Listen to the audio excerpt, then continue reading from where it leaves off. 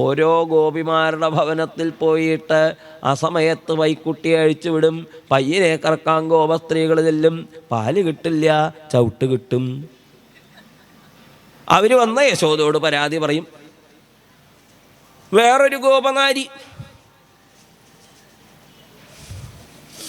നിനക്കറിയോ യശോദേ, ഞാൻ ഇരന്നിട്ടാ എൻ്റെ ഭർത്താവ് എനിക്ക് അന്ന് ആ മഞ്ഞ നിറത്തിലുള്ള സാരി വാങ്ങിക്കൊണ്ടു തന്നത്.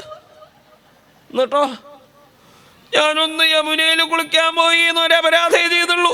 നന്നോട് ആരാ അങ്ങനത്തെ വേണ്ടാത്ത ഓരോ അപരാധം ചെയ്യാൻ പറഞ്ഞത്?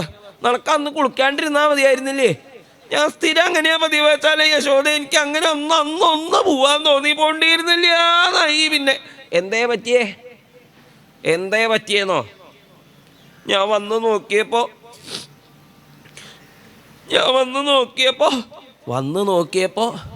അവൾക്ക് പറയാൻ വയ്യ, അത്ര സങ്കടമായിണ്ണേ. അതിൻ്റെ ഒരു കഷ്ണം. എന്തിൻ്റെ കഷ്ണം യശോദ? ഏതിൻ്റെ?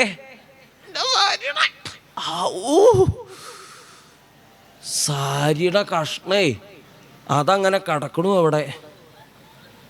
എവിടെയോ പരിചയമുള്ളൊരു തുണിക്കഷ്ണമാണല്ലോ ഇത് എന്ന് വിചാരിച്ച് അവളിങ്ങനെ നോക്കുക. എവിടെയാ അത് കണ്ടത്? പിന്നെ അവൾക്ക് മനസ്സിലായത്, ഈശ്വരാ, പുതുപുത്തൻ കഴിഞ്ഞ ദിവസം വാങ്ങിയ സാരി, അതും ഭർത്താവിനോട് കയ്യും കാലും പിടിച്ച് ഇരന്നിട്ട് കിട്ടിയ സാരി, അതിൻ്റെ ഒരു കഷ്ണം.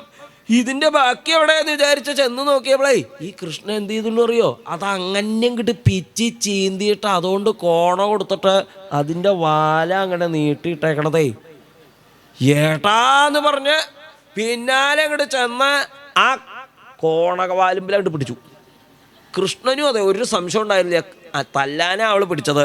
കൃഷ്ണന് ഒരു സംശയം ഉണ്ടായില്ല. അതങ്ങോട്ട് അഴിച്ചിട്ടു. കൊണ്ടോക്കോ എൻ്റെ ഒരു കോണകവാല് എന്ന് പറഞ്ഞ് ഇതിനൊക്കെ അങ്ങനെ വാശി പിടിക്കുക എന്നും പറഞ്ഞ് കൃഷ്ണൻ അവിടുന്ന് അവിടെ പോയി. അങ്ങനെ അവളുടെ ഒരു കാര്യം അവളിങ്ങനെ കോണവാല് പിടിച്ച് അവളെ കഴിഞ്ഞു. എന്നിട്ട് അവൾ അങ്ങനെ ആ കഷ്ണം കൊണ്ട് വന്നിറക്കുക യശോദയുടെ അടുത്തേക്ക്. അപ്പോഴേക്കും വേറെ കുറേ എണ്ണം വരുന്നുണ്ടല്ലോ. അത് എന്തോ കയ്യിൽ പിടിച്ചിട്ടാ വന്നേക്കണത്.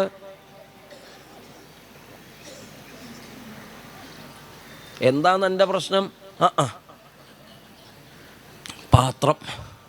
അവളുടെ പാത്രത്തിൽ അവളെ എന്നും കുറേശ്ശെ വെണ്ണയാക്കിയിട്ട് വെച്ചായിരുന്നു. കാരണം ഈ കുട്ടികളിങ്ങനെ കളിച്ച് നടക്കുകയല്ലേ, വിശക്കും ഒരു നേരം വന്നാൽ.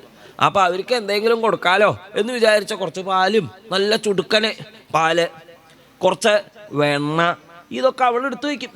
ഇനി വേണമെങ്കിൽ കുറച്ച് തൈരിൽ മധുരട്ടിട്ട് അങ്ങനെ ഒരു ഏർപ്പാടുണ്ട്. അതിന് ഇവിടെയൊക്കെ നല്ല ചിലവാ. ധാരാളം ആൾക്കാർ ഇങ്ങനെ വെയിൽ കൊണ്ട് നടക്കണതിൻ്റെ ഇടയിൽ ഇങ്ങനെ ധാരാളം വാങ്ങി കുടിക്കും. അപ്പോൾ കുട്ടികളൊക്കെ ആയിക്കോട്ടെ എന്ന് വിചാരിച്ച് അവളതൊക്കെ കരുതി. അപ്പം ഇവർ കളിച്ച് നടക്കണേക്കെ, കൃഷ്ണ നിനക്ക് വിശക്കണ്ടോ? വെണ്ണ വേണോ? പിന്നെ നണക്കൊക്കെ ഇപ്പം വെണ്ണ വേണോന്ന് ചോക്കാൻ വെക്കില്ലേ? നണക്കാന്നോ? പിന്നെ തന്നെ ഞാൻ എന്താ വിളിക്കേണ്ടത്? ആവോ, നിന്റെ അമ്മയുടെ പ്രായല്ലേ എനിക്ക്? നീയേന്നല്ലേ വിളിക്കണത്? അതിച്ചിട്ടോ ഞാനും അങ്ങോട്ട് എന്നെ വിളിക്കുള്ളൂ. നീയേ നടക്കാന്നൊക്കെ എന്നെ വിളിക്കുക. പോട്ടെ കുട്ടിയല്ലേ. അതെ, നിനക്ക് വെണ്ണ വേണോ? എന്നിട്ടല്ലേ ഞാൻ അന്ന് ഇത്തിരി വെണ്ണ ചോദിച്ചപ്പോൾ നീ എന്നോട് ഡാൻസ് കളിക്കാൻ പറഞ്ഞത്? എനിക്കൊന്നും പറ്റില്ല. മാത്രമല്ല ഇവര് പാട്ടൊക്കെ ഉണ്ടാക്കിയേ, വെണ്ണ തരാം ഗോപാല. എല്ലാ ഗോപസ്ത്രീകളും ഇങ്ങനെ കോറസ് പാടുക, ഒരുത്തി പാടുകയേ വേണ്ടുള്ളൂ. ഇവരെല്ലാവരും കൂടി എന്നിട്ട് ഇവരുടെ നടുക്കൽ ഞാൻ നിന്നിട്ട് ഇങ്ങനെ തിത്താതികത കളിക്കണം. എന്നിട്ട് അത് കഴിഞ്ഞാൽ ഒരു ലേശം വെണ്ണ, അതും കാണുന്ന വെണ്ണ ഇത് തരാൻ വേണ്ടിയിട്ടേ. പിന്നെ ഒരു കാര്യം പറയട്ടെ, എൻ്റെ അമ്മ നല്ല അസലായിട്ട് വെണ്ണ ഉണ്ടാക്കും. മാത്രമല്ല എൻ്റെ ഈ കുഴിനഖം കുത്തിയ കൈ കൊണ്ട് ഉണ്ടാക്കിയ വെണ്ണ എനിക്ക് വേണ്ട, എനിക്ക് കൊണ്ടുപോകുന്നു എന്നും. പിന്നെ അവന് കൊടുക്കണം, പിന്നെ അവന് കൊടുക്കുക വേണ്ടത്. ഞാൻ വേണ്ട വിചാരിച്ചിട്ട് കൊട്ടത്തില്ലാന്നേ ഉള്ളൂ. യശോദേ, എന്നിട്ട് എന്തേണ്ടായി നിനക്ക് കേൾക്കണോ? ഞാനതവിടെ വെച്ച ഞാൻ എൻ്റെ പണിക്ക് പോയി. കുറേ തുണി തിരുമ്പാണ്ടായിരുന്നു. അതൊക്കെ കഴിഞ്ഞാൽ അവിടെ തിരിച്ചു തന്നു കേൾപ്പിക്കും. വെണ്ണയില്ല, തൈരുമില്ല, പാത്രമില്ല, പാലുമില്ല, ഒന്നുമില്ല. ഒക്കെ തിന്നണേ. എന്നാൽ പാത്രമെങ്കിലും ബാക്കി വെക്കണ്ടേ? ഞാൻ ചെന്ന് നോക്കിയപ്പോൾ ഒരു പാത്രം പൊട്ടിച്ചിട്ടു, 2 പാത്രം കിണറ്റിൽ വിട്ടുണ്ടു.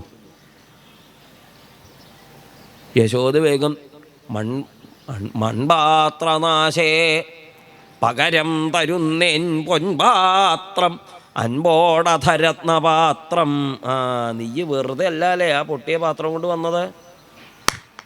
അതേ, ആ പൊട്ടിയ പാത്രം കൊണ്ട് വന്നത് വെറുതെ അല്ലേ. എനിക്കിപ്പോഴാ മനസ്സിലായത്. പകരം രത്നപാത്രവും സ്വർണ്ണപാത്രവും അവൾക്ക് കിട്ടിയത്. മോശമില്ല ഗോപി. ഇനി നിൻ്റെകൂടെ പൊട്ടിയ പാത്രം വല്ലതും ഉണ്ടെങ്കിൽ എന്നോടും കൂടിയും പറയണേ എന്ന് പറഞ്ഞു മറ്റു ചില ഗോപിമാർ. അപ്പോഴേക്കും കൃഷ്ണൻ കാലത്ത് എഴുന്നേറ്റ് അവിടേക്കിങ്ങനെ ഈ അമ്മയുടെ അടുത്തേക്ക് വരുമ്പോഴാണ് ഈ വക തന്നെ കുറിച്ചിട്ടുള്ള ഒരു കൂട്ടം പരാതികൾ വന്ന അമ്മയോട് പറയുക. ഒരുത്തി പറഞ്ഞുകൊണ്ടിരിക്കുക, അവളുടെ ഭവനത്തിൽ ഒന്നും അറിയാണ്ട് കയറിയെന്നേ ഉള്ളൂ അവളുടെ വീട്ടിൽ. അതിന് അവൾ ഇത്രയൊക്കെ എന്നെക്കുറിച്ച് പറയാമോ? ഒരു ദിവസം അവൾ എവിടെയോ പോയി വന്ന് നോക്കുമ്പോണ്ട് അകത്തുനിന്ന് ഇങ്ങനെ കുടുകുടുകുടു ശബ്ദം കേൾക്കണു. എലിയവും വിചാരിച്ച നല്ലൊരു വടി എടുത്തിട്ട് അങ്ങോട്ട് ചെന്നു. അവൾ നോക്കുമ്പോൾ എലിയൊന്നല്ല, ഈ കൃഷ്ണനാ. കസ്ത്വം ബാല, ഈ ആരാ ഉണ്ണി ചോദിച്ചു. മറുപടി ഒന്നും വന്നില്ല. നന്നോടാ ചോദിക്കണത്. കൃഷ്ണൻ വിചാരിച്ചത് അവൾ ശരിക്കും കണ്ടിട്ടുണ്ടാവില്ല എന്നാണ്. പക്ഷെ എന്താ വെച്ചാൽ നിറം, ഈ മുറിയുടെ ഉള്ളിൽ ഉള്ള ഇരുട്ടും കൃഷ്ണൻ്റെ നിറവും തമ്മിൽ വലിയ വ്യത്യാസമില്ല. പിന്നെന്താ വെച്ചാൽ ഈ അമ്മ യശോദയ്ക്ക് ഒരു കുഴപ്പമുണ്ട്. കുറി ഇടിച്ചില്ലെങ്കിലും മാല കുറേ ഇടിക്കും. അപ്പം അതുകൊണ്ട് ഏത് ഇരുട്ടത്ത് പോയി നിന്നാലും ഇതിങ്ങനെ തിളങ്ങും. അപ്പം അതുകൊണ്ട് ഒരു തിളക്കായിക്കോട്ടെ അല്ലേ. അപ്പം അതുകൊണ്ട് മാല അഴിക്കേണ്ട നിശ്ചയിച്ചു. ഇപ്പം എപ്പോഴൊന്നും തരാവില്ലല്ലോ. അങ്ങനെ ആ മാലയുടെ അല്ലെങ്കിൽ കാണില്ലേ, അതാണ് കാണണ്ടേ, നിറം ഒന്നാവുകൊണ്ടേ കാണില്ല ഈ ഇരുട്ടത്ത്. അപ്പം അതുകൊണ്ട് ആ മാല ഇട്ടതുകൊണ്ട് കൃഷ്ണനെ കണ്ടു.